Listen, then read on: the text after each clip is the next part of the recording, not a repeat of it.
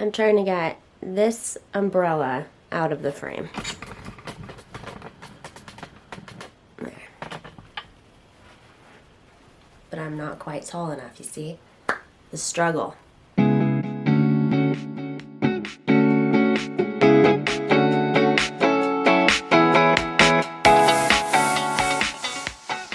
Hey, good morning, it's Jen.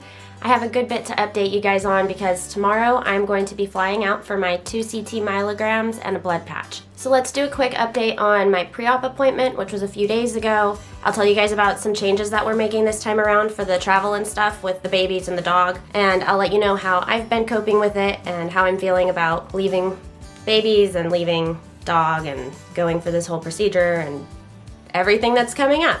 And I'm actually home alone today, so I'm thinking we should take this rare opportunity to change the scenery a bit and get the heck out of my office. So come with me, let's go find somewhere else to film.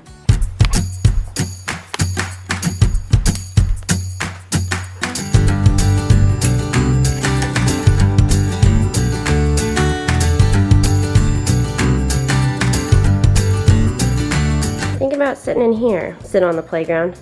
No, let's just cozy up on the couch.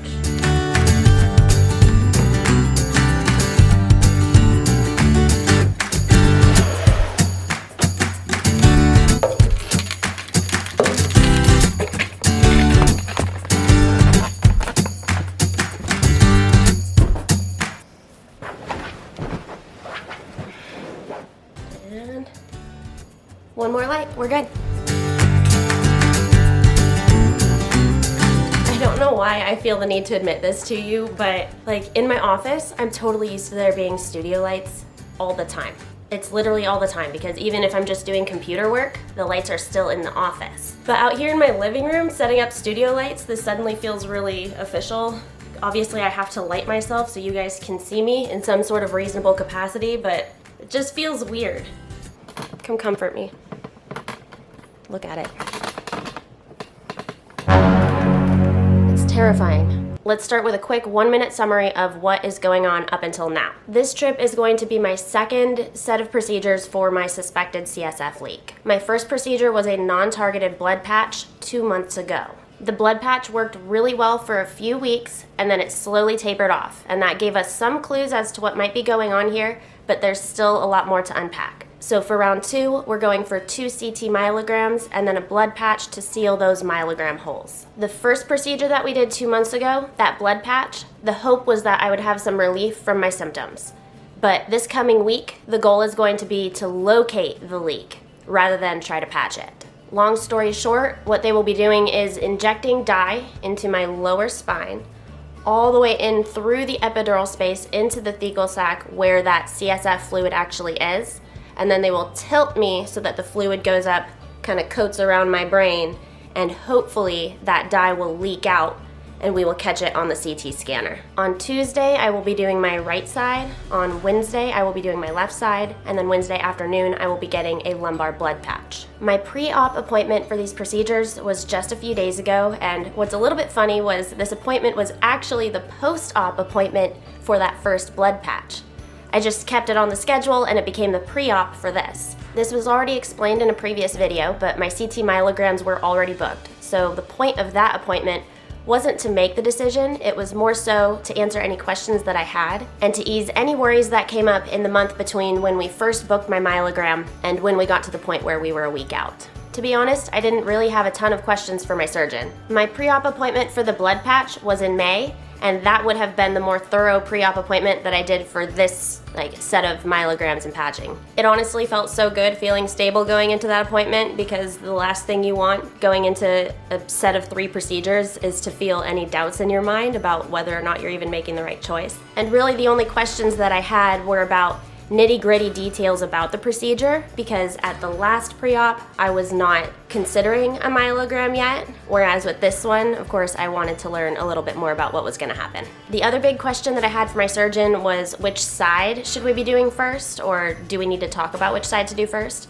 because the myelograms are on back-to-back days. But if we find my leak on that first myelogram day, then we can cancel the myelogram on the second day, and I would just be going in for my patch that second day. We decided to do right side first because 2/3 of leaks are on the right side, but for some patients there are reasons to start on the left side. For me, we're starting right side.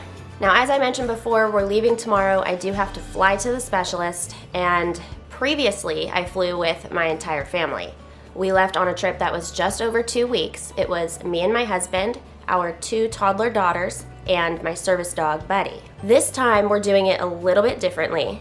I'm going to be going with our younger daughter, Baby B, and I'm going to be bringing my little brother as a chaperone to watch the baby while I'm in my procedures. I'm going to be staying with family, so then there will be another 2 adults there. So that will be 3 adults with my 1 baby, and then I have a 4th adult who will be taking me to my procedures so that those 3 adults can just focus on that. I have a family member who's in a wheelchair, so that trio of adults will have the toddler and another wheelchair-bound adult. So I figure it's better to have another adult bring me to the hospital. That adult will be staying with me for the duration of the procedures, and that adult is actually a follower, oddly enough. It's somebody who I met through here who's another leaker, and so she completely gets what I'm going through, and I think she's gonna be the perfect companion to come with me to the hospital. Since I'm gonna be separating from my older daughter who's 2.5 and who has never been separated from me, I think even for an entire day, and since we're also going to be separating the 2 girls from each other, and we're gonna be separating me and my husband, we're gonna be separating me from my service dog, we decided to make this trip as short as possible. Let's back up a little bit.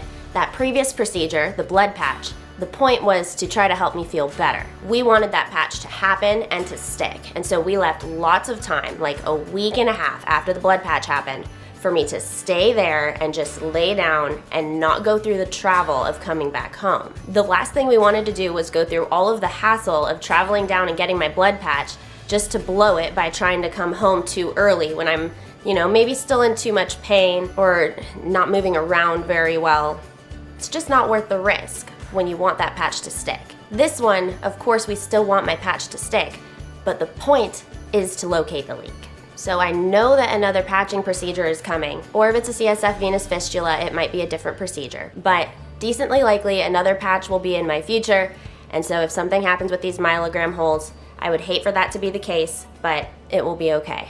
Different goals this time. And another thing to consider is that if the leak does happen to be in my low back, then this lumbar blood patch for the myelogram holes might actually end up sealing my chronic leak as well. I'll leave it at that. I'm down for it. Only other thing I wanted to mention was my feelings about this. I definitely have things come in waves where I'm like, I just really don't want to do this. I don't want the dye to touch my brain because I heard it hurts a lot when the dye touches your brain. I'm a little bit nervous about shooting sensations that I might feel when the needles enter my back. I'm nervous about my jitters that I tend to get the night before I have a procedure. I'm kind of funny. The night before I totally freak out, and then the day of I'm totally fine. But I'm not gonna have my husband there with me, and he's there with me all the time when I go through stuff. And this is gonna be 3 things in a row without him. And I'm also gonna have my infant there. I'm gonna be pumping in the middle of the night, and I'm just not gonna have the comfort of my husband there. It's gonna be not strangers, but not my home. The babies are also 1 year apart, and they call that Irish twins. I can kind of see why. They have a somewhat twin-like bond, and they are super, super close. And I am a little bit nervous about separating them for this long as their first time being separated, because they're just used to doing everything together. In fact, the 3 of us are kind of the 3 musketeers, so I'm a little bit nervous about baby A being left here with dad. Even though she is totally a daddy's girl, she's used to spending her life with me and baby B. I have confidence she's going to do great, but of course my mom heart is nervous. My husband and I were talking about this video and how I've been feeling about the myelogram, and the way that he said that he's been describing it to his coworkers when they've asked how I am is stable. I told him I actually really like that word, because stable implies I'm the same. Previously, I feel like we were saying like, oh, she's fine, she's good, she's But stable kind of allows room for, it's still crappy, but we're hanging in there. We're chugging along. It's a choo-choo train and we're just going. I'm trying not to let the ups and downs happen. I'm trying to just plug on. It has been difficult though when people have asked, how can we help? Because I don't really know what I need help with right now. I feel like really it's just been meals and having company that has been the most help, but I don't really need people coming over and cleaning my house and doing my chores and stuff like that. That kind of stuff hasn't really been helping me with this procedure. What I have yet to figure out is exactly what I'm going to ask for post-op to get the help and mental support and physical support that I need. But I also feel like I have a lot less pressure to have help this time around because at least now our house is completely set up to be lift-free so that I can take care of the babies without needing to pick them up. We figured out all of those little things after the blood patch. So we're going into this one a lot more prepared on our own end, household-wise and taking care of the children-wise. And so now I can just focus on connecting to people around me and making sure that food is still on the table every day, everybody is still laughing every day, and the memories are still being made, even though all of this crazy stuff is happening in the background. As far as the decision to get a blood patch again versus get a CT myelogram this time around, I have not wavered on changing my mind for round 2. Round 1, I was like, absolutely blood patch, 100%. Round 2, I've been absolutely myelograms plus blood patch, 100%. Black and white.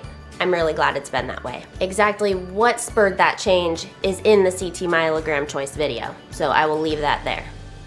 Hopefully by the time this posts, I'll be home. If you want real-time updates, check out Instagram. You know I'm always there first, because YouTube takes time to go through editing and all of that. And I really love and appreciate that you are here on my journey to listen and support me and share your stuff so that I know what to expect coming up next. Wish me luck. Let's get this uploaded so I can get packed. We gotta go.